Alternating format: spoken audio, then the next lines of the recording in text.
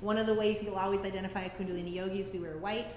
I don't personally wear white when I take classes. It's just not my thing. When I teach, I generally always do.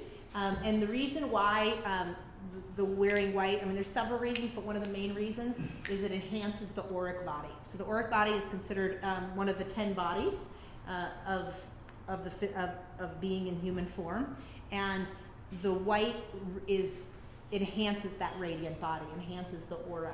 Okay, so they say, and it's interesting because I always look at truth as, does this show up in other cultures for different reasons over and over again? And to me, that's when you know something is truth. Is it just shows up over, it might be explained a little different, but it resonates among time and space.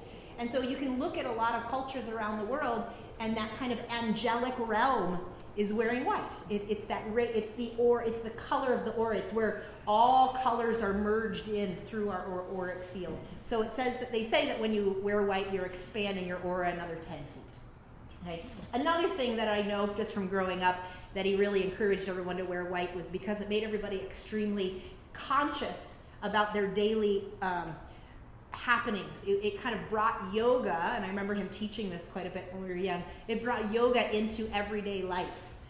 So again, as kids we just did it, but growing up, all the adults and stuff, it was like you just became a lot more aware of what you touched, where you touched. Your whole maneuvering through life became a practice. Otherwise, you ended up dirty. No? So anyway, that's kind of fun. I'm going to explain the turban. Oftentimes, so the pineal gland is the soft spot at the top of the head. In the wintertime, we're told, you wear a hat to keep cold because we dissipate our heat through the top of the head.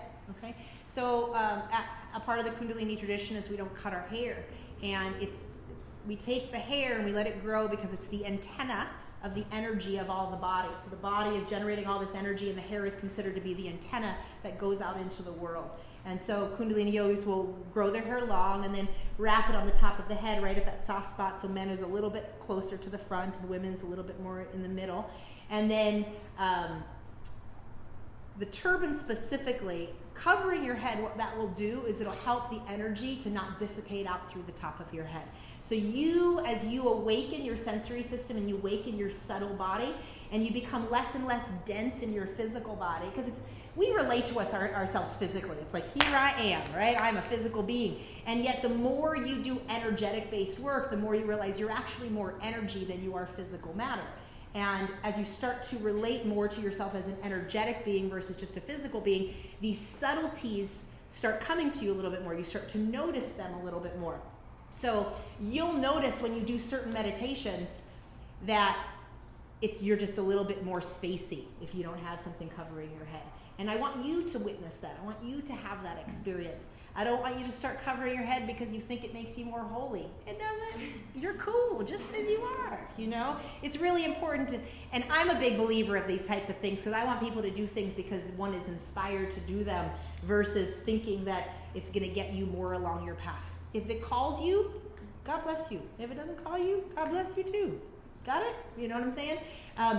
Now, specifically the turban, though, he taught us that the reason we wore a turban, both men and women, is because it adjusts the cranium.